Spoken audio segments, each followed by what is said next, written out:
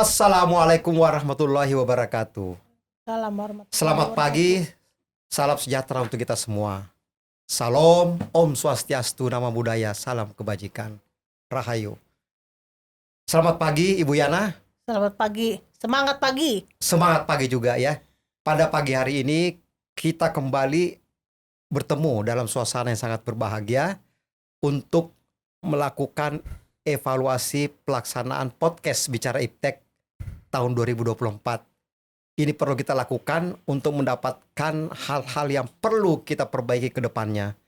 Apa yang sudah baik kita teruskan, dan apa yang belum kita terus memperbaiki di masa-masa ke depannya. Perkenalkan, saya inisiator dari podcast Bicara Iptek, Muhammad Sadli. Lahir di Jogja 1963, besar sampai SMA di Makassar, kemudian melanjutkan S1 di Universitas Indonesia pada jurusan Teknik Elektro, Fakultas Teknik UI.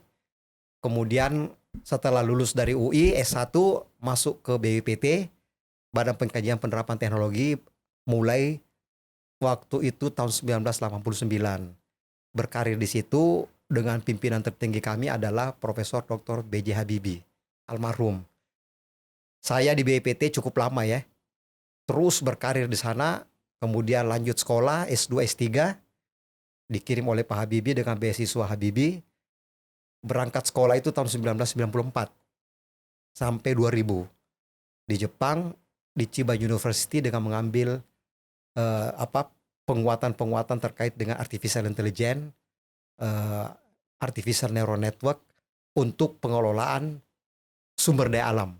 Jadi pemantauan dan pengelolaan sumber daya alam. Karena memang bidang pekerjaan saya di BPT adalah di Direktorat Teknologi Inventarisasi Sumber Daya Alam. Setelah pulang dari Jepang, kembali ke BPT tentunya bekerja, berkarir. Di awal pulang saya menjadi peneliti muda ya, dengan mengembangkan hal-hal yang terkait dengan apa yang harus kita lakukan. Kemudian alhamdulillah berkat kerja keras dan semangat yang tinggi, ternyata karir fungsional dan karir struktural saya juga cukup cepat gitu ya.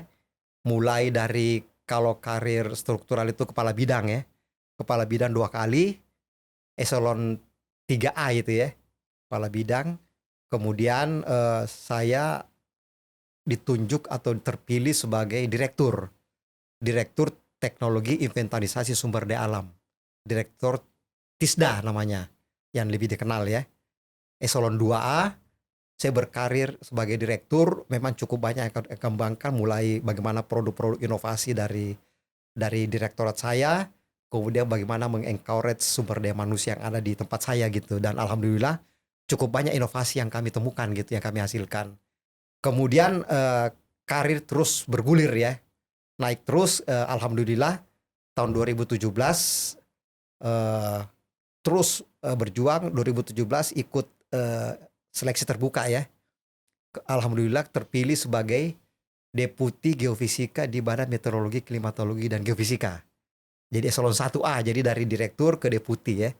Alhamdulillah terpilih Deputi Geofisika. Ini tantangannya cukup besar, karena ini mengurus umumnya gempa bumi dan tsunami dan yang lain ya. Tapi yang paling menonjol itu adalah bagaimana kita menangani gempa bumi dan tsunami itu sendiri. Sehingga perlu kerja keras dan bagaimana memperbaiki sistem manajemen yang ada di BMKG, biar kita bisa memberikan informasi yang secepat-cepatnya terkait dengan kejadian gempa dan tsunami. Itu dilalui selama 4 tahun ya. Saya menduduki posisi Deputi Geofisika 4 tahun, kemudian saya dirotasi ke deputi yang lain. Deputi paling terpanjang namanya gitu Bu Yana. Deputi Instrumentasi, Kalibrasi, Rekayasa, dan Jaringan Komunikasi. Singkatannya itu Deputi Inskarek Jarkom. Deputi inilah yang mengurus semua alat operasional utama BMKG. Mulai daripada sensor, mulai daripada alat-alat radar, segala macam ya. Jadi memang tantangannya sangat besar sekali, jaringan komunikasi, bagaimana komunikasi, sistem komunikasi. Dan ini adalah tantangan cukup besar, dan saya tidak terlalu sulit karena background saya dulu memang teknik elektro ya. Jadi ada sedikit dasar lah ya yang bisa kita pakai dalam rangka menjalani operasional kedeputian Iskandar Kejagung tersebut. Nah itulah karir ya, karir. Dan kalau fungsional sudah utama juga saya, fungsional utama, peneliti ahli utama, golongan ruang 4E, jadi sudah puncak juga. Dan semua ini kita syukuri saja bahwa semakin tinggi semakin banyak tantangan, dan alhamdulillah semua itu bisa kita jalankan dengan memperbaiki manajemen kepemimpinan. Bagaimana kita mengelola sumber daya manusia untuk berkarya dan berinovasi. Saya pikir untuk background saya mungkin itu dulu. Terima kasih. Sebentar saya mau tanya, Kak Sadi itu kan pernah merasakan di struktural dan di fungsional. Perbedaan dan persamaannya bagaimana? Kalau perbedaan pasti beda ya. Ya, Pak. Kalau struktural itu kita mengurus benda mati dan benda hidup. Benda mati itu orang, sumber daya manusia, ya. Bagaimana kita mengelola SDM, bagaimana kita memberikan spirit segala macam. Kalau yang hidup itu tadi macam-macam kan, alat operasional segala macam gitu kan. Nah, kalau fungsional sebenarnya tidak mengurus itu, lebih fokus kepada riset dan inovasi seperti itu. Jadi semua punya masing-masing punya keuntungan dan kesulitan ya, dan kemudahan. Tapi kalau saya pribadi, saya sudah mengalami dua-duanya. Kalau saya ditanya yang mana saya lebih suka, alhamdulillah sebenarnya suka dua-duanya, tapi yang paling suka itu saya struktural. Karena jiwa saya itu jiwa kepemimpinan sangat tinggi. Saya sudah mengalami suatu sistem kepemimpinan, training, Lemhanas segala macam. Jadi saya lebih kalau disuruh pilih ya, saya lebih memilih adalah struktural karena saya memang senang memimpin suatu institusi, apalagi institusi riset ya. Makanya saya sudah mengalami dua-duanya, artinya nilai tambah buat saya gitu. Jadi saya paham bagaimana peneliti, perekayasa, periset, bagaimana itu seorang struktural gitu ya. Iya. Itu aja Bu, saya pikir tidak ada masalah gitu, tergantung passion kita, seperti itu kalau saya. Jadi dua-duanya juga menarik sebenarnya ya. Iya. Kalau Ibu Yana sendiri bagaimana? Kalau saya ceritakan background saya mulai dari awal ya. Nama saya Yana Meliana Sadili. Saya dari SD, SMP, SMA selalu pindah-pindah memang. Jadi SD saya di 2 kota, SMP itu di 2 kota juga. Di SMP tuh sampai lupa saya, di SMP itu di Medan. Kemudian lulusnya di Banda Aceh, SMA 3 kota. SMP di Medan, kelas Lulusnya- 1, kelas 2, kelas 3-nya di Banda Aceh. Ya gitu. Lulus di seperti- Banda Aceh. Lulus di Banda Aceh kelas 3 Oh, SMP. Kemudian lanjutan SMA di Banda Aceh kelas 1, kelas 2 pindah lagi ke Jakarta. Kelas 3 pindah ke Bandung, SMA 3 Bandung. Jadi SMA 3 Bandung ya? ya terakhir SMA 3 Bandung, lulus di SMA 3 Bandung. Dengan pengalaman banyak itu ya banyak yang didapat ya, pertemanan banyak seperti itu ya. Bisa menghadapi orang dengan berbagai suku seperti itu. Tetap ada gunanya. Kemudian saya lanjut di ITB jurusan Teknik Kimia. Setelah itu lanjut lagi ke sebelumnya lulus dari ITB itu, kemudian saya masuk Pertamina. Kemudian di Pertamina baru 2 minggu saya bekerja di Pertamina sudah disuruh sekolah lagi. Itu menarik gitu. Waktu itu baru 2 minggu terus baru 2 minggu sekolah? langsung ditawarkan, Ibu lanjut sekolah ya Bu gitu. Terus saya memilih di UI, harus di Jakarta karena orang baru masuk masa sekolah lagi. Jadi sambil bekerja, Iya. pagi bekerja, siang lanjut kuliah sampai lulus di Material Science Universitas Indonesia. Setelah itu saya terus meniti masuk Pertamina waktu itu tahun 92, S2-nya 95. Terus meniti karir di fungsional. Memang karena masuk di Pertamina tahun 92, jurusannya itu maksudnya itu saya diarahkan ke bimbingan profesi sarjana BPS ya. Oh. Tapi ininya peneliti, memang khusus untuk peneliti gitu. Waktu itu kami 18 orang di sana untuk jadi peneliti di Pertamina seperti itu. Terus saya meneliti karir di sana, saya tidak, tapi itu pun tetap ada jenjangnya. Mulai pernah jadi peneliti junior, kemudian ada jadi chief of, menjadi advisor, dan terakhir saya sebagai prinsipal di Pertamina itu jabatan tertinggi untuk fungsional. Fungsional itu prinsipal di Pertamina. Jadi prinsipal itu setara dengan ahli utama. Kalau Saya nggak ngerti dipeneliti. gitu. Cuma kalau di Kan sudah Pertamina, puncak di situ kan, iya, puncak ya. terakhir itu vice presiden kalau Iya. saya lihat golongannya itu. Mungkin saya kurang memperhatikan, mungkin saya memang dari ininya fokus kepada peneliti bekerja gitu ya.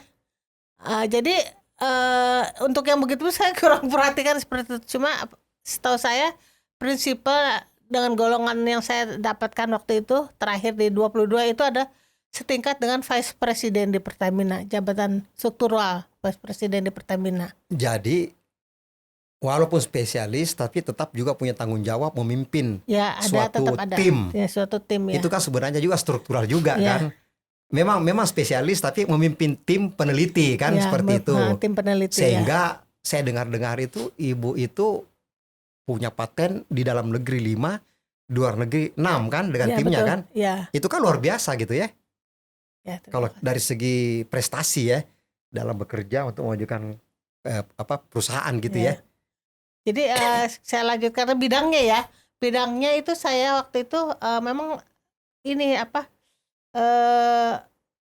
non BBM, Non BBM. non BBM. Jadi yang saya teliti bukan BBM tapi non BBM-nya. Jadi untuk produksi minyak itu tetap ada, dari crude oil tetap ada residu. Nah itu ada added value-nya cukup besar. Itu yang saya teliti untuk jadi produk-produk baru. Dari residu itu menjadi produk baru. Jadi seperti aspal, lilin. Itu justru sebenarnya itulah keuntungan Pertamina tuh untuk non BBM tuh banyak gitu. Kalau BBM-nya kan punya negara ya semuanya ya. Tapi untuk non BBM punya Pertamina, punya perusahaan gitu. Nah itu Keuntungannya. yang disampaikan itu kan orang kan pikirnya di luar itu kan Pertamina kan hanya BBM. Ya, Ternyata ada turunannya yang memiliki benefit yang tinggi kan. ya betul. Nilai tambah yang tinggi kan dari situ. Bukan Betul. hanya BBM-nya Ya, kan. betul. Nah ini betul. luar biasa ini. Ya itu saya meneliti bidangnya itu. Mulai dari awal istilahnya seperti bikin sarang di sana itu. Jadi teman di sini ada, teman di sana ada untuk Di kilang ini ya, BBM. keliling-keliling Di ya. kilang, di pemasaran. Jadi dan itu juga kalau saya sampai lupa awal-awal itu saya tuh memang tadinya tidak ingin jadi peneliti awalnya. Saya inginnya di kilang, walaupun perempuan saya inginnya di kilang, menyelesaikan masa di kilang. Tapi memang waktu saya sebagai peneliti, tapi sebenarnya masalahnya banyak yang di kilang. Jadi ada masalah di kilang, kami dipanggil untuk menyelesaikan masalah-masalah yang ada di sana. Itu aja Pak. Iya. Jadi perkenalan kayaknya luar biasa sekali kalau kita mau menggali ya. Silakan Pak Noval. Ada yang mau Oke, mungkin Assalamualaikum warahmatullahi wabarakatuh. Waalaikumsalam. Kaget kali yang yang nonton kali ya, karena tiba-tiba ada suara dari Ya, belakang kamera gitu. tidak apa-apa ya. Mudah-mudahan karena kita ini tim di sini, jadi ya silakan Pak Noval. Oke, mau jadi apa? sebelumnya perkenalkan, saya Naufal Al-Harith Sadli, biasa dipanggil Naufal. Di sini berperan sebenarnya sebagai produser jatuhnya ya. Produser sekaligus editor juga dari podcast Bicara Iptek. Mungkin backgroundnya singkat aja kali ya, biar kita bisa langsung masuk ke podcast Bicara Iptek itu sendiri gitu. Jadi saya itu lulusan sarjana S1 Fisika di Universitas Indonesia, dan sekarang sedang melanjutkan, pas perekaman ini sedang melanjutkan S2 Master di Sekolah Bisnis Manajemen ITB Jakarta, ngambil program entrepreneurship seperti itu. Dan akhirnya awal tahun ini kita ngebuat ini ya, podcast Bicara Iptek ya. Iya gak sih? Rencananya dari akhir tahun lalu ya, akhir 2023 ya sebenarnya. Iya. Tapi baru dimulainya itu di 2024 lah. Maret lah. Maret 2024 ya. Ya, jadi kurang lebih saya yang nge-produce sampai saat ini berarti 36 ya. 36 udah rilis. Selama setahun ini saya coba produseri dan ya kurang lebih seperti itu. Nah, kenapa akhirnya tadi mulai dari background dulu yang agak cukup panjang gitu ya. Ini sebagai misalnya ada penonton-penonton baru, jadi familiar lah gitu. Yang biasa menjadi host itu sama inisiatornya tuh untuk Bicara Iptek tuh siapa gitu. Nah, kita mulai ke bahasan selanjutnya adalah tentang dari background yang sebelumnya seperti ini tadi sudah dijelaskan. Kenapa sih akhirnya podcast bicara iptek ini dibuat gitu? Mungkin boleh di ini dulu. Oh iya, ini penting sekali ya, kan karena evaluasi ya. Hmm.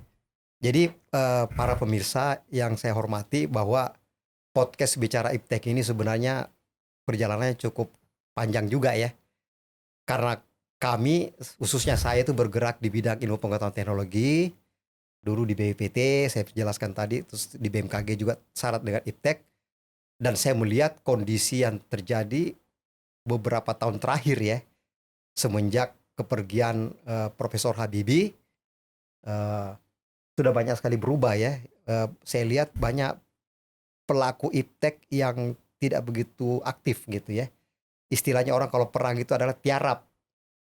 Dan saya sebagai periset tidak ingin seperti itu, dan saya ingin kembali membangkitkan bagaimana nafas dari ilmu pengetahuan teknologi itu harus segera kita bangkitkan untuk membangun negara kesatuan Republik Indonesia. Apalagi saat ini sudah ada pemerintahan baru, kita tidak bisa meninggalkan iptek.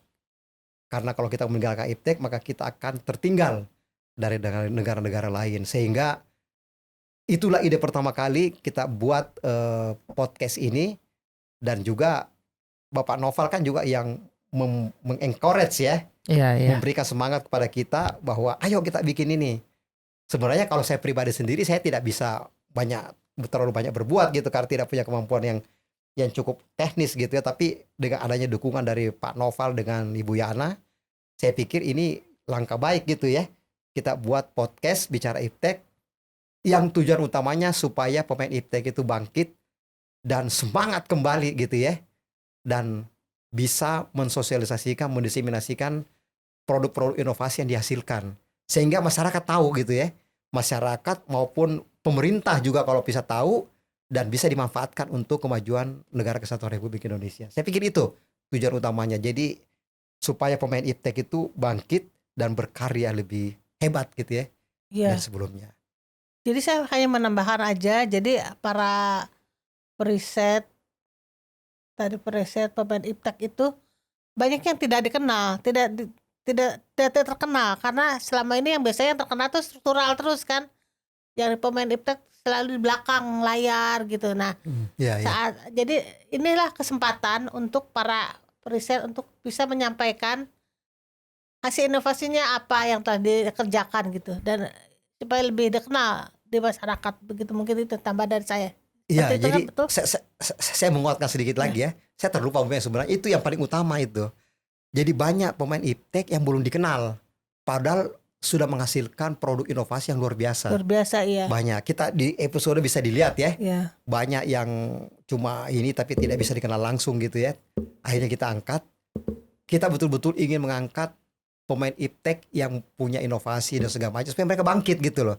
Walaupun belum punya inovasi yang real, tapi dengan kita undang untuk menyampaikan gagasannya, di kedepannya pastikan dia bisa berkarya lebih hebat ya. Saya pikir itu ya Bu Yana ya. Iya, betul. Tujuan utamanya itu ya. Banyak yang belum terlihat gitu ya. Iya. Di Indonesia sebenarnya banyak sekali orang-orang yang pintar gitu ya, orang-orang yang punya produk, mungkin riset kali ya, produk inovasi, produk dari hasil risetnya, tapi belum terlihat. Mungkin ide awalnya di sana kali ya. Iya, betul. Mengangkat yang memang baik sebenarnya, mungkin yang udah terkenal ataupun belum, tapi yang dia punya karya inovasi apa, atau dia punya gebrakan apa, terutama di bidang ilmu pengetahuan teknologi kali ya. Iya, gitu. Akhirnya jadi kita buat di rilis pertama tuh di bulan Maret berarti. Maret 2024. Gitu. Tapi planningnya itu dari sebelumnya lah, tapi rilisnya itu di Maret 2024. Nah, setelah berarti 36 episode sampai sekarang ya, itu menurut para host gitu berarti ya, hal apa sih yang paling mudah gitu saat membuat podcast bicara iptek? Hal apa yang mungkin mudah, yang menyenangkan, yang tidak perlu banyak dipikirkan gitu? Iya. Sebentar ya. Sebelum ke sana, ini juga ya para penonton, kita tuh para penonton bisa mendapat informasi langsung dari ahlinya gitu ya. Oh, akses kepada orang-orang yang ahli di bidangnya gitu ya. Bisa bekerja sama maksudnya juga ya dengan akses, ahlinya, aksesnya ya, betul itu. Ya, itu paling penting itu. kebutuhan, ada kebutuhan apa, cocok, bisa kan komunikasi langsung. Iya, itu yang didapatkan di mungkin kolom komentar segala macam seperti itu ya. Ya. Mungkin bisa punya akses ke misalkan ke seorang profesor atau mungkin ya dokter gitu ya, atau mungkin orang-orang yang pemangku jabatan di suatu instansi tertentu gitu ya, kurang lebih. Ya kita kembali ke pertanyaan tadi, Iya. apa namanya, yang Yang hal yang apa? Yang paling mudah apa gitu? yang paling mudah ya. Mau Ibu Yana dulu Saya dulu silakan. lagi ya. Iya. Kalau menurut saya yang paling mudah karena kita mungkin karena pengalaman kita juga bahwa punya pengalaman macam-macam, berkenal dengan banyak orang, apalagi pindah-pindah sekolah. Jadi untuk mencari para periset untuk bicara itu paling mungkin itu yang paling mudah menurut saya itu. Iya. Mencari orang-orangnya. Ya, Untuk hal yang bersedia untuk sebagai Iya, narasumber. betul. Hal yang paling mudah kalau saya ya, karena memang backgroundnya itu terkait dengan iptek, maka untuk menjalankan podcast bicara iptek ini tidak terlalu sulit gitu. Mungkin lebih mudah bagi saya gitu ya, bagi saya pribadi, karena memang bermainnya di bidang iptek memang Iya. dari dulu, sejak Ya, di BPT, kemudian bikin inovasi segala macam gitu dan disekolahkan gitu ya. Saya pikir itu yang paling mudah seperti itu. Jadi kita bikin podcast bicara iptek ini langsung nyambung gitu. Nah itu yang mudahnya. Ibu Yana masih ada yang mudah, masih. menurut saya itu yang paling mudah. Iya iya. Kebetulan mungkin karena bidangnya berdekatan kali ya. Bukan berdekatan sih, emang di bidang yang arahnya ke iptek gitu ya, ilmu pengetahuan teknologi, banyaknya dari sisi mungkin kuliahnya juga sama pekerjaan kali ya. Jadi Iya. mungkin lebih mudah, ilmunya juga mungkin lebih familiar gitu ya. Secara garis besar orang-orang di sekitarannya juga kenal dan tahu sama ahli-ahli di bidangnya masing-masing kali ya. Mungkin arahnya ke sana kali lebih Iya ininya. betul itu. Gitu. Nah, tadi misalnya yang paling mudah gitu, yang paling mudah untuk dilakukan. Kebalikannya misalnya gitu, yang negatifnya gitu. Yang Bukan negatif sih, mungkin yang tidak mudah atau yang sulit gitu. Dari berarti 36 episode ke belakang gitu. Apa sih hal yang paling sulit gitu saat membuat podcast ini? Ibu Saya dulu, Yana, Ibu saya Yana dulu. biasanya tahu itu. Saya sih yakin ini aja ya, bukan aja bahwa ternyata untuk berbicara di depan kamera itu sulit. Jadi walaupun seorang profesor sekalipun Tidak biasa gitu ya tidak berarti ya? biasa, jadi seperti hilang tuh kata-kata ya gitu untuk di depan kamera itu mereka jadi agak ragu gitu untuk bicara untuk mau, tapi sebenarnya dalam hatinya mau, mereka itu banyak mau gitu, tapi saat nanti sampaikan bahwa ini akan bukan live padahal recording ya, tapi tetap mereka rasanya baru dikasih tahu tanggal segini udah sampai ada sakit perut gitu loh istilahnya, aduh saya gimana gitu. Jadi kita harus pendekatan bahwa ini hanya diskusi gitu, kita bicara secara diskusi, jadi membuat mereka tenang dulu supaya mau untuk bicara. Tapi setelah jalan pada saat syuting bicaranya lancar, karena memang yang dibicarakan itu kan adalah kompetensi mereka kan, kompetensi para narasumber tersebut. Jadi sebenarnya tidak sulit gitu untuk mereka ya. Lebih natural berarti ya. Jadi Ya. pas kesulitannya justru pada saat sebelum Ya, mulainya. sebelum mulainya, betul. Sebelum mulainya mungkin masih masih Kan tidak terbiasa. tidak itu terbiasa dengan gitu. kamera, Mungkin tegang juga kali ya. Ya mungkin tegang takut. depan panggung istilahnya. Kalau ada Walaupun sebenarnya walaupun dia direkam aja gitu ya, bukan live gitu. Tapi mungkin ada ya karena tidak biasa ada yang ini. Tapi Ya. kalau pada saat mulai iya ya, kalau pada saat Kalau sudah sudah mulai, lancar ya. karena memang kan Bisa narasumbernya juga sangat menguasai apa yang dia bawakan gitu ya. Jadi Ya, harusnya tidak sulit di bagian keilmuannya gitu. Kalau Pak Sadli ada Kalau faktor kesulitan sebenarnya ya yang tadi sudah dijawab ya, sebenarnya sama juga, tapi mencari narasumber itu mungkin tidak begitu mudah. Karena yang kita cari itu kan bukan hanya yang saya kenal, tapi sangat banyak yang saya belum kenal, itu potensi untuk jadi narasumber. Nah itulah saya juga cukup effort juga ya, menanyakan sana sini, ada nggak yang bisa diusulkan, direkomendasikan gitu. Tapi kalau ada juga kadang-kala sudah setuju tapi cancel misalnya ya, karena ya saya juga maklum karena dia ada tugas. Ada juga yang memang masih belum bersedia karena mungkin perlu mempersiapkan diri. Tapi disitulah seninya kita bisa berkomunikasi bahwa apa yang kita lakukan di sini itu di Bicara Iptek itu adalah sama seperti ngobrol aja. Ngobrol tentang kompetensi narasumber. sumber Bukan kompetensi institusi. ya. Narasumber ahlinya apa, ahli atom kah, ahli pesawat kah, itu yang dibicarakan. Bukan institusinya gitu. Nah, tinggal nanti ya mungkin kita pendekatan seperti itu, saya pikir narasumber juga akhirnya memahami ya, sehingga bersedia untuk hadir gitu. Dan mungkin banyak juga narasumber yang awalnya tuh bertanya gitu ya, studionya di mana? Ya. Itu paling banyak itu, studio di mana? Saya bilang studio di rumah saya sendiri. Ada yang kaget, ada juga yang biasa ya. Ya. Bahwa kenapa kita adakan di rumah, bahwa kita di rumah itu bisa lebih leluasa bekerja, mempersiapkan, dan juga kami ingin bersilaturahmi. Bersilaturahmi dengan para narasumber ya. Seperti itulah sebenarnya. Jadi kalau saya itu lebih banyak gampangnya sih Gitu. daripada sulitnya ya. Kalau ya Berarti pekerjaannya tuh lebih banyak sebelumnya ya? Ya. Dibandingkan pada saat perekaman kan kalau di timernya 45 menit ya. Paling lebih-lebih ke 1 jam kurang lebih biasanya. Iya. Berarti kesulitannya justru banyaknya sebelumnya. sebelumnya Iya, betul itu. Dan Iya. ya sebentar tambahkan, dan setelah selesai itu acaranya, kemudian kalau ditanya lagi apakah Bapak bersedia jika dipanggil ulang, dan semuanya rata-rata bersedia. Oh, Iya, betul ya, betul seperti itu. Karena dia ingin berbagi Seperti pengalaman iya, kan, sebenarnya mendiseminasikan berbagi pengalaman, inovasinya. Bahkan ada yang punya banyak inovasi, malah tahun depan itu saya sudah masukkan dalam list, ya. akan diundang lagi karena ada inovasi yang lain yang bisa disampaikan kepada publik gitu. Nggak ada masalah, itu hal yang biasa ya. Iya, jadi setelah itu malah mudah ya, setelah Iya. pernah itu mudah, mungkin karena ini banyak yang pengalaman pertama. Setelah terjadi acara ini, diminta untuk yang selanjutnya gimana Pak, untuk inovasi produk inovasi Bapak yang lainnya. Rata-rata semua menyatakan bersedia seperti itu. berarti memang apa ya? Karena orang-orangnya juga ahli-ahli di bidangnya gitu ya. Dia punya banyak berarti ya, punya banyak karya inovasinya Iya. dalam bentuk apapun ya. Indikator itu. Indikator itu. Oh, ada inovasi beberapa yang dihasilkan.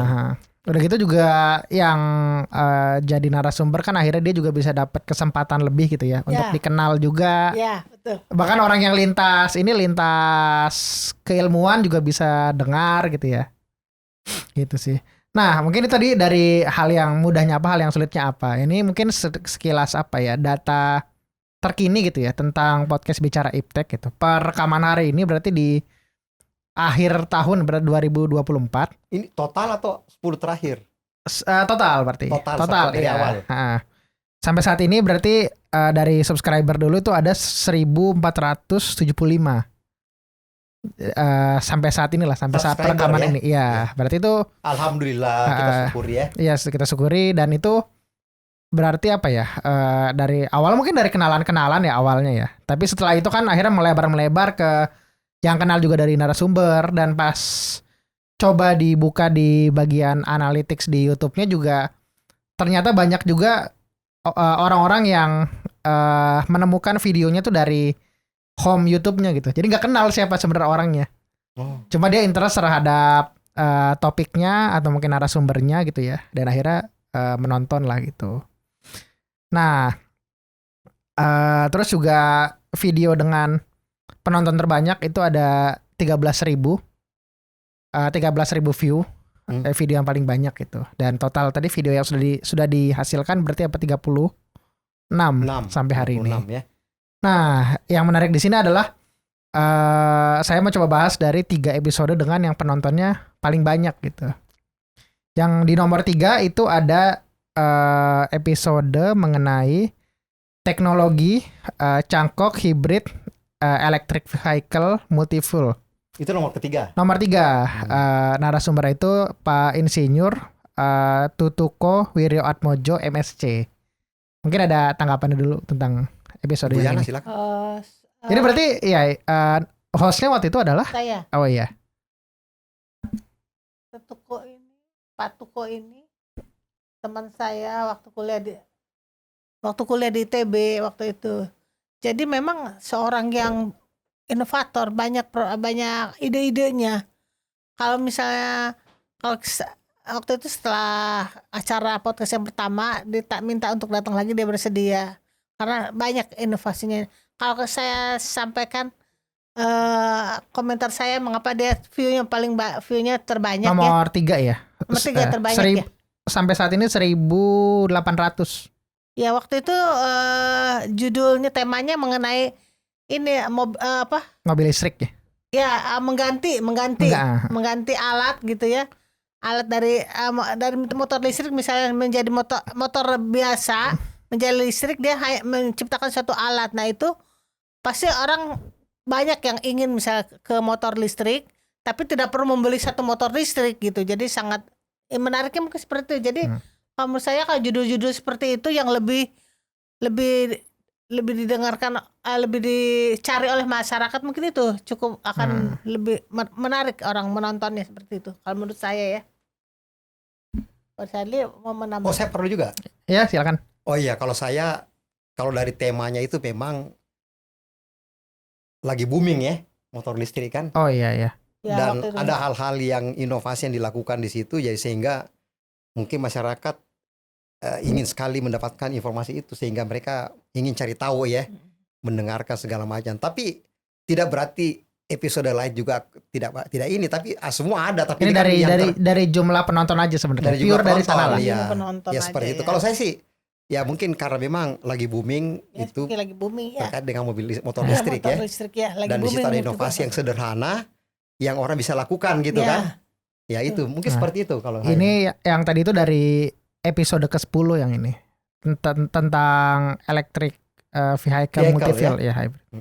Itu. Nah, yang nomor 2 ada judulnya tentang kebijakan, strategi riset dan inovasi nasional. Bersama Pak LT Handoko, episode ke-25. Oh, ke-25 itu ya. Jumlah view-nya itu 2.000. Itu mungkin tanggapannya gitu. Ya, saya aja dulu ya. Ya, silakan saya. Pak LT Handoko itu adalah Kepala Badan Riset dan Inovasi Nasional. Itu kalau kita lihat itu kan ini kan baru 3 tahun ya. Kira-kira 3 tahun berjalan dan memang banyak kebijakan-kebijakan yang ditunggu orang gitu, terutama periset BRIN ya. Dan dengan beliau bisa hadir sebagai narasumber, itu tentu banyak orang pasti yang ingin tahu apa visi misi dan rencana BRIN ke depannya, karena ini menunjukkan bahwa memang masyarakat itu ingin iptek kan. Badan Riset Inovasi Nasional itu kan iptek sebenarnya. Jadi ingin tahu mau dibawa kemana nih BRIN gitu kan.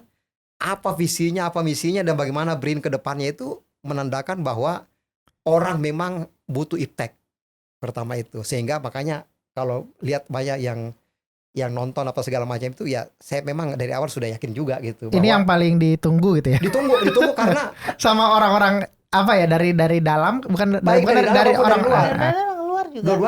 Dua-duanya. Iya, karena ini kan belum lama ya, baru 3 tahun lebih lah kira-kira. Tapi karena ini penting untuk terkait dengan iptek, maka antusiasme masyarakat itu ingin tahu gitu. BRIN itu mau apa sih?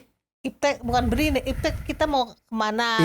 Ya BRIN misalnya gitu. Ya, Badan Riset dan Inovasi kan ada kaitannya dengan iptek. Jadi badan ya riset nasional kira-kira arahnya mau ke mana? Iya, gitu, betul. Ya. Ini juga yang menarik ya. Ini mungkin info sedikit ya. Karena kan yang tahu cuma kita aja, maksudnya orang yang di podcast bicara iptek ya. Jadi kita buka sedikit datanya. Pada saat rilis videonya itu rekor jam tayang tertinggi. Jam tayang tertinggi. Iya, di 2 hari apa 3 hari pertama gitu. Sepanjang setahun ya. Pas videonya rilis bisa ya hari Minggu. Minggu jam 1 siang. Nah, itu di hari Senin, hari Selasa lah, hari Selasanya itu pas lihat analytics-nya gitu ya di Google-nya gitu, di YouTube-nya gitu. Itu dia jam tayangnya tuh paling tinggi. Jadi orang benar-benar nonton sedalam itulah gitu tentang episode yang ini gitu. Berharap besar BRIN itu mau kemana dan dia harus tahu gitu kan. Jadi makanya nontonnya juga mungkin bisa jadi berkali-kali pengen tahu. Iya, bisa jadi seperti itu. Karena secara jam tayangnya tinggi sekali gitu. Tinggi sekali jam tayangnya. Rasio jam tayang dengan jumlah view-nya tuh tinggi sekali lah gitu. Itu yang terjadi. Mungkin ada tambahan lagi kira-kira tentang episode ini? Sudah saya. Cukup kayaknya. Cukup kali ya. Itu yang nomor 2 tadi ya. Itu episode ke-25. Nah, nomor 1 yang paling tinggi itu tentang perkembangan teknologi terapi kanker di Indonesia bersama Pak Dr. Warsito Purwotaruno. Ini episode ke-7. Nah, Jumlah view-nya tadi 13,4 ribu cukup besar ya. penonton ya. 13.000,4 Paling tinggi ya. penonton gitu. Iya, iya. Saya pikir Pak Dr. Warsito ini kan memang sudah banyak juga yang kenal ya. Ada temuannya macam-macam ya. Rompi untuk kanker segala macam, dan sudah banyak yang disembuhkan juga, dan terutama kakaknya sendiri kan sembuh Iya. dengan memakai teknologinya dia itu. Jadi sehingga sebagai narasumber memang betul-betul banyak orang yang ingin tahu dan ingin sekaligus berobat kepada beliau, ke tempatnya dia, sehingga ini sangat sangat penting sekali memang, makanya banyak orang cari tahu gitu dan bisa berkomunikasi langsung dengan Pak Warsito ya. Dan saya pikir ini juga memang karena apa ya, kebutuhannya itu tadi mau berobat, mau sehat ya, dengan seperti itu sehingga orang nonton gitu loh. Ya saya pikir itu biasa lah ya kalau misalnya orang ada keinginan gitu ya. Tapi di satu sisi bahwa ini adalah orang mau tahu juga bahwa Pak Warsito itu membuat inovasi untuk kemandirian bangsa. Itu juga salah satu poin penting itu, karena anak bangsa yang memproduksi ya. Kita harus nonton, kita harus hargai gitu. Mungkin Bu Yan ada yang Ya. Dari saya memang masyarakat secara umum ya, para penonton itu untuk bidang kesehatan tuh selalu menonton untuk tentang kesehatan, selalu ingin tahu tentang kesehatan seperti itu. Makanya pada saat Pak Warsito itu menyampaikan, pasti banyaklah yang nonton itu.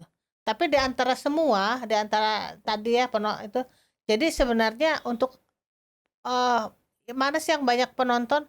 Jadi tidak harus dia terkenal Iya, gitu, iya. tidak harus dia terkenal seperti Pak Tuko, mungkin nggak terkenal Pak Warsito misalnya seperti, atau tidak terkenal Pak LT Handoko, tapi tetap aja banyak juga penontonnya begitu. Jadi Iya. para periset bisa menyampaikan inovasinya apapun gitu, karena banyak orang yang ingin tahu seperti itu. Tapi kalau Pak Nova setiap episode kan bisa dilihat kan bahwa setiap episode itu kan penontonnya juga banyak kan. Iya. Sebenarnya Tapi ini hanya 3 besar. iya aja. 3 besar aja. Iya, Sebenarnya yang di bawah-bawahnya itu nggak jauh mendekat semua gitu, dekat semua. Iya. Jadi nggak. Alhamdulillah episode itu semua episode hampir semuanya banyak gitu ya. Iya. Ya. Banyak juga yang di atas 1.000 gitu ya. Iya. Sebenarnya untuk jumlah subscribernya sekian, tadi ini 1.400 sekian. Dengan jumlah penontonnya segitu sebenarnya rasionya bagus sekali sebenarnya. Oh gitu ya. Iya, sebenarnya secara angka aja gitu. Tapi memang yang 3 besar tadi itu. Dan memang bener sih tadi yang episode 1 itu, episode yang paling tinggi Pak Warsito memang banyak orang yang mencari tahu tentang terapinya kali ya. Terapi tentang kansernya seperti itu. Nah selanjutnya, kalau tadi kan ini berdasarkan jumlah tayang ya, jumlah view. Tapi mungkin tadi ini bisa berbeda dengan pada saat proses rekamannya, proses pengerjaannya gitu. Mungkin pertanyaan selanjutnya adalah tentang episode yang paling favorit. Mungkin dari host bisa menyampaikan masing-masing episode favoritnya yang mana gitu, dan kenapa itu jadi episode yang favorit. Silakan Ibu Yana. Kalau saya favoritnya Pak Tuko itu. Oh bukan, itu yang pertama. Memang yang kedua ya tentang refrigeran juga episode favorit saya. Refrigeran itu yang Pak Ari. Iya, Pak Ari. Iya. Iya, yang paling favorit tapi semuanya juga ditonton kan. Iya. Untuk saya pribadi kan favorit. Ya untuk pribadi, jadi Pribadi ini ini ya, untuk pribadi yang paling karena favorit. dengan kita menyampaikan itu, banyak orang-orang awam gitu ya, orang umum nanya, oh Bu Yana ternyata refrigeran bisa diganti sama ini. Jadi banyak pertanyaan di luar setelah podcast itu, banyak pertanyaannya seperti itu. Ya itu aja. Berarti ini judul episodenya refrigeran ramah lingkungan. Ya. Narasumbernya Pak Ari Fajarianto, Ya. SSI MT. Episode ke-14 berarti itu ya. 14. Ya betul. Kalau Pak, saya yang paling favorit itu karena memang saya banyak ditanya orang gitu ya terkait Megatrust. Oh, Megatrust. Jadi episode terakhir Dr. Rahma Hanifah memberikan kenyamanan bagi saya karena semua orang bertanya itu saya sampaikan videonya dan mereka bisa tahu apa sih gempa Megatrust itu, karena orang takut. Ya. Jadi Ya saya paling favorit kan itu sebenarnya. Tapi yang lain juga bagus, tapi karena ini banyak ini bertanya ke saya terkait dengan bagaimana itu, jadi dengan adanya ini saya pikir bisa masyarakat bisa tonton ya lebih luas lagi untuk mengetahui apa sih sebenarnya gempa megatrust itu, dan kita tidak perlu panik gitu ya, tidak perlu takut, tapi tetap harus waspada gitu.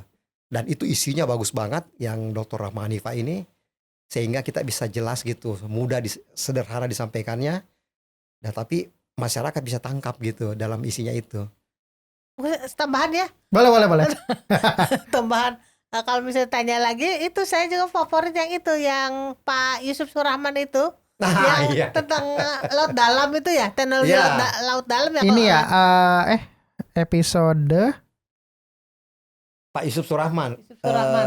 coba ya. Iya. Laut dalam. Oh ya, Kenapa saya sampai ke favorit? episode 18 eksplorasi potensi laut dalam, urgensi dan kesiapan Indonesia. Ya, itu karena menyampaikannya dengan sangat komunikatif, lucu gitu ya.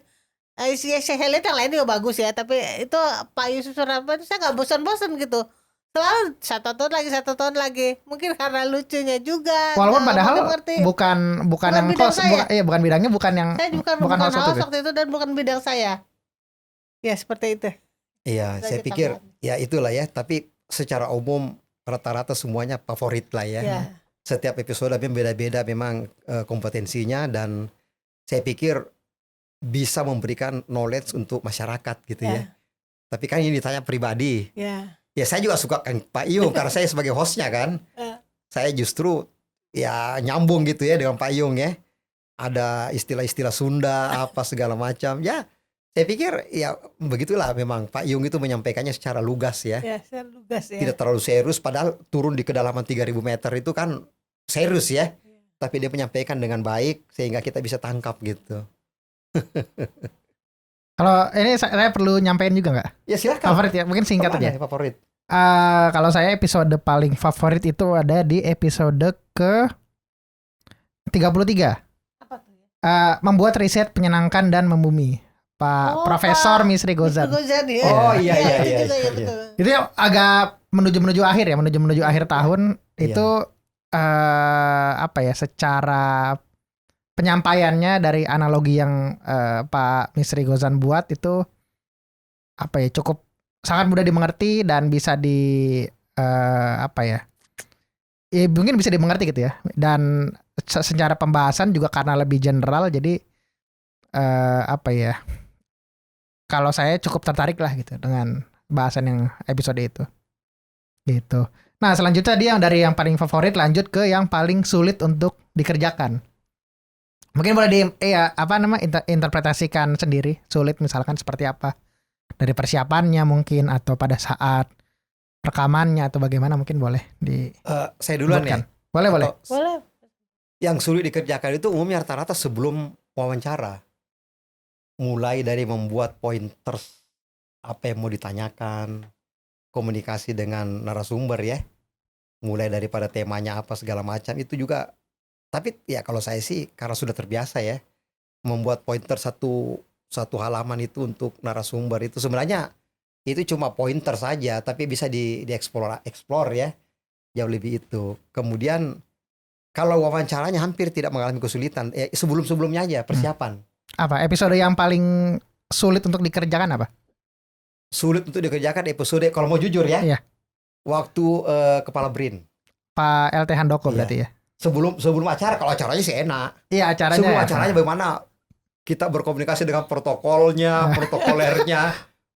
Janji jam 2 ini diundur jam 4 karena ada ketemu menteri segala macam gitu. Itu non teknis ya. Iya. Tetapi itu saya sebagai host itu harus menyabarkan diri ya, bahwa waktu disampaikan oleh protokolnya beliau, Bapak masih ada rapat dengan menteri, masih bisa nggak lanjut. Waktu itu kalau saya tidak sabar, saya bilang stop. Karena saya 2 jam menunggu kan. Tapi karena saya termasuk ingin supaya ada gambaran dari riset inovasi itu, saya bilang jam berapapun Pak Kepala BRIN, saya tunggu. akhirnya berlangsung lah itu. Iya. Tidak lama kemudian beliau datang. Itu aja sebenarnya. Panjang prosesnya ya. Panjang Itu yang prosesnya. paling panjang kayak episode yang Ya, itu. panjang prosesnya. Di Mungkin balik karena, layarnya gitu yang orang karena nggak beliau tahu. punya tugas mungkin ya. Hmm. Ada ketumum, jadi saya maklumi aja, nggak apa-apa. Saya bilang jam berapapun, malam pun oke. Tapi itu memang berat, tidak mudah. Kalau Hujan apa? Kalau saya itu yang paling berat waktu saya jadi host itu ya waktu Pak Hanif. Itu kenapa berat? Karena saya kurang waktu mempelajarinya gitu. Jadi Pak Hanif yang apa? Tema apa itu? Indonesia Biru. ya green Blue Energy green. Yang green gitu. Oh, Green Teknologi. Iya, Ya. Itu yang episode episode ke 12 teknologi hijau untuk pengembangan berkelanjutan. Ya, Pak Dr. Eng Muhammad Hanif Ya. M. Eng. ya. Karena saya kurang ini, saya kurang baca kan, ilmunya juga jauh dari saya ya. Jadi saya harusnya kurang mempersiapkan untuk mencari keilmuannya itu. Itu mungkin itu kesulitannya. Iya. Berarti semua sebenarnya banyaknya di belakang layarnya ya yang sulit ya. Bukan pada saat perekamannya. Sebenarnya pada Secara saat general. di persiapan sebelum perekaman itu yang paling penting sekali.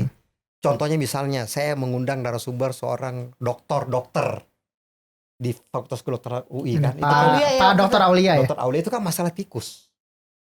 Mutasi gen segala macam itu kan bukan bidang saya.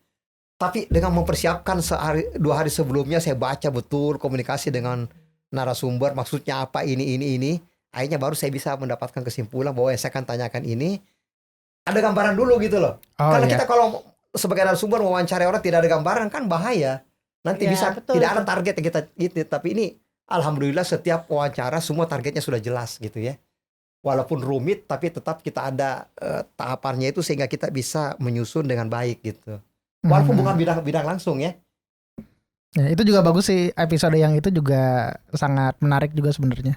Yang Sama tikus ya kan? sama Pak Dr. Aulia itu. Iya. Dokter. Artinya semua Dokter. Gitu. Oke, nah itu dari episode-episode yang sebelum-sebelumnya gitu ya. Nah ini mungkin ke depannya seperti apa? Dari mungkin harapan dulu kali ya. Harapan untuk periset di Indonesia seperti apa? Ibu Yana mau duluan? Harapan saya sih para periset juga para penonton ya, para perisetnya itu apapun inovasi Anda bisa disampaikan gitu, nggak usah ada perasaan grogi atau merasa belum ada apa-apanya gitu. Dia merasa dirinya belum ada apa-apanya, padahal sebenarnya orang lain yang menilai itu sebenarnya sudah luar biasa gitu. Kalau masalah wawancara dan sebagainya kita bisa, ini kan diskusi aja, berbincang-bincang, jadi nggak usah terlalu stres untuk masalah-masalah hal-hal seperti itu gitu. Itu aja.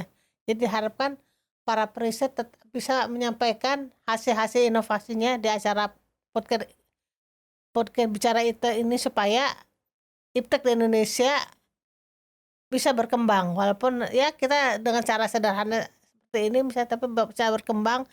Ilmu yang Anda sampaikan, inovasi yang Anda sampaikan bisa didengar oleh seluruh masyarakat Indonesia. Mungkin tidak hanya masyarakat Indonesia ya, dengan pengalaman kita luar juga ya. Pengalaman kita dengan bicara di podcast Bicara IPTEK ini bisa disampaikan, nanti dibacakan via bahasa Inggris, bahasa apa pakai aja. teksnya ya, Ya, subtitlenya. teksnya bisa diganti, dan itu dari pengalaman juga banyak yang nonton, kemudian mau kerjasama juga. Mau ngajak bekerja sama gitu. Dari Jepang ya, dari mana juga gitu. Jadi para presiden bisa diharapkan bisa lebih lebih luas, lebih dikenal seperti itu. Kalau harapan saya adalah bagaimana IPTEK di Indonesia ini bisa menjadi berjaya gitu ya.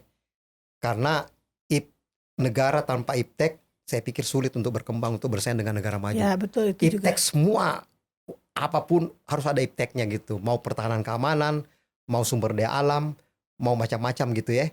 Jadi podcast Bicara IPTEK ini harapannya adalah ingin memberikan spirit kepada para periset untuk memberikan informasi atau menyampaikan inovasi-inovasinya ya.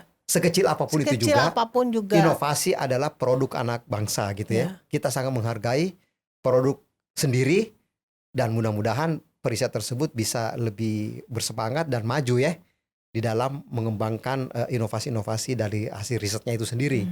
Jadi podcast Bicara Iptek hanya satu bagian ya. Salah satu podcast yang memang khusus bicara iptek ya. Kita tidak bicara yang lain, tetapi kita akan tetap juga mengundang para pengambil kebijakan ya. Bagaimana caranya bisa berkoordinasi antara pengambil kebijakan dengan para periset itu sehingga bisa semuanya bisa jalan dan menghasilkan hasil yang terbaik gitu. Itu harapannya itu dan mohon dukungan dari masyarakat gitu ya. Bagaimana mendukung podcast Bicara Iptek ini semoga bisa didukung dengan baik. Supaya pelaku iptek ini terus bersemangat untuk menghasilkan karya-karya terbaik untuk negara. Kita tidak kalah dengan negara lain ya. Asal kita mau dan orang-orang kita juga sudah banyak yang hebat-hebat. Nah itulah.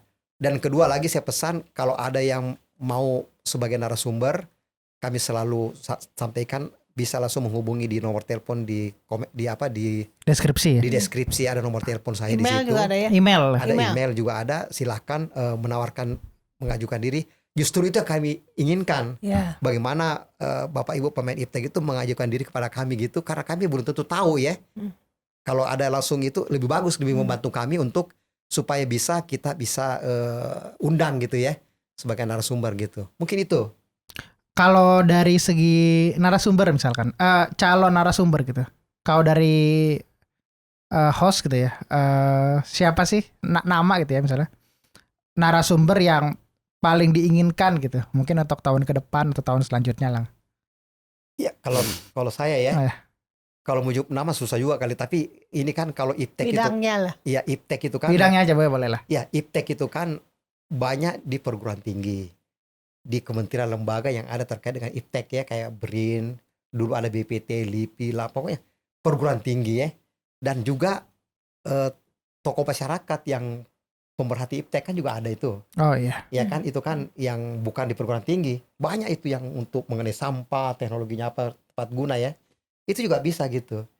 Tetapi paling kita inginkan itu di perguruan tinggi itu sebagai gudang ya. Gudang orang pintar kan. Makanya tahun depan itu sudah banyak kami hubungi profesor-profesor di perguruan tinggi yang punya riset ya atau inovasi itu kita ingin undang gitu. Itu di perguruan tinggi ya, profesor, guru besar, ada doktor atau dosen apa. Paling tidak mereka itu kita tahu bahwa apa yang dilakukan sih di perguruan tinggi itu. Paling tidak masyarakat tahu itu ya. Apa yang dia buat di perguruan tinggi itu seorang profesor A, profesor atau rektor juga sama. Rektor itu kan pemimpin universitas ya. Pastikan dia punya visi bagaimana caranya riset inovasi di kampus itu kan. Nah, itu juga kita sudah mulai mencoba berkomunikasi gitu ya. Dan juga kalau ada di pemerintahan ya yang punya kebijakan misalnya dari Bappenas misalnya kebijakan terkait dengan anggaran iptek misalnya kan. Itu kan perlu juga itu. Bagaimana kebijakannya supaya iptek ini bisa dinaikkan apanya gitu ya. Untuk anggarannya segala macam. Itu aja sebenarnya intinya di situ. Kalau dari saya ya memang pertama ya kita akan ke perguruan tinggi ya. Tadi udah sampai ke Pak Sali. Tambahan lagi mungkin kita akan ke industri-industri bagaimana sih mereka risetnya di industri seperti itu. Iya. Ya industri ini. Itu. Dan kalau secara umum kita tuh sebenarnya yang kita inginkan yang kita undang adalah para periset muda ya yang masih bekerja gitu ya, para periset muda. Inovasinya tentu banyak gitu. Apapun ya yang dikerjakan seperti itu. Itu tambahannya. Oke, nah mungkin terakhir adalah tentang rencana gitu. Rencana podcast Bicara Iptek di tahun depan berarti 2025 seperti apa gitu. Iya kalau lihat rencananya sebenarnya tidak Tadi banyak. mungkin udah sekilas sudah ya. Tidak banyak lebih berubah dalam dengan ini. tahun 2024. Tapi kita ini lebih itu tadi memvariasikan narasumber ya.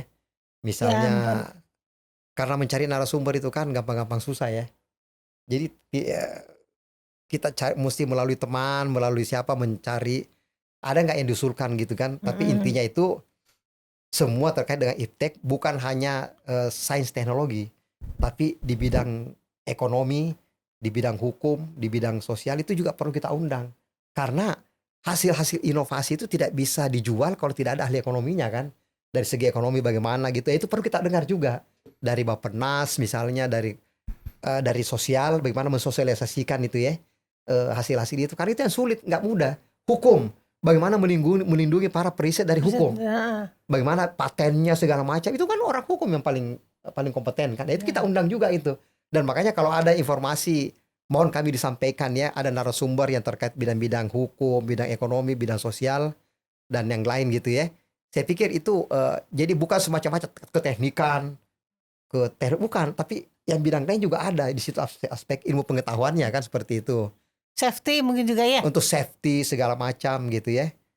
Pertahanan keamanan, macam-macam gitu ya yang bisa kita lakukan gitu. Jadi rencana ke depannya itu tidak jauh beda dengan tahun ini, tapi kita lebih memperluas dan apa namanya itu ya, mungkin juga tema-temanya itu kita bisa kemas sehingga pasti ada peningkatan lah ya. Kita ingin meningkat lebih baik dan kan banyak masukan dari pemirsa juga kan. Iya, banyak. Ya banyak masukan pemirsa juga. Setiap saat kali ya. Setiap saat ada yang komentar atau mungkin teks WhatsApp langsung misalkan gitu ya, atau nelpon langsung gitu. Iya, terutama bilang itu masukan tadi. ini, ada masukan ini gitu. Masukannya itu bagus banget gitu. Karena mohon maaf kami juga kan bukan profesional ya. Kami ini kan pemula juga dalam sebagai host, sebagai narasumber. Tetapi tentu banyak yang kurang. Nah, kami memperbaiki diri dari awal sampai ini terus. Bagaimana harus bertanya, bagaimana harus meralat apa gitu ya.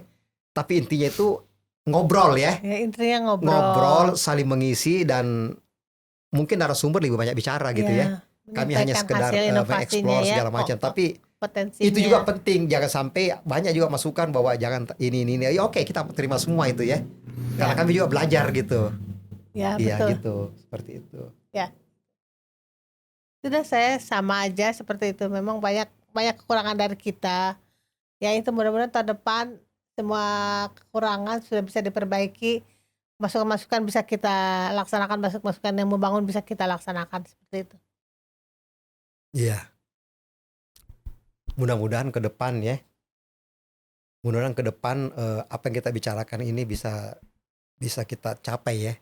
Dan mudah-mudahan juga para pemirsa terus mendukung podcast Bicara Iptek ini. Dan kalau ada masukan untuk narasumber atau mau jadi narasumber, silahkan dikirim di email, di kolom ya. Yang apa di temanya, kalau setiap episode kan ada itu. Artinya itu membantu kami untuk mendapatkan narasumber. Iya, betul. Karena ada yang kami cari, ada yang kami dapat masukan gitu. Saya pikir itu, dan kita dengan penuh semangat siap memasuki tahun anggaran tahun kegiatan 2025 ya. Dengan belajar dari 2024. Semoga di 2025 kita semuanya sehat walafiat, bisa meningkatkan podcast Bicara Iptek ini sesuai dengan harapan pemirsa sekalian. Dan sekali lagi mohon dukungannya untuk podcast Bicara Iptek ini sehingga bisa lebih maju, memajukan dan memberikan semangat kepada para pemimpin. Terima kasih. Assalamualaikum warahmatullahi wabarakatuh.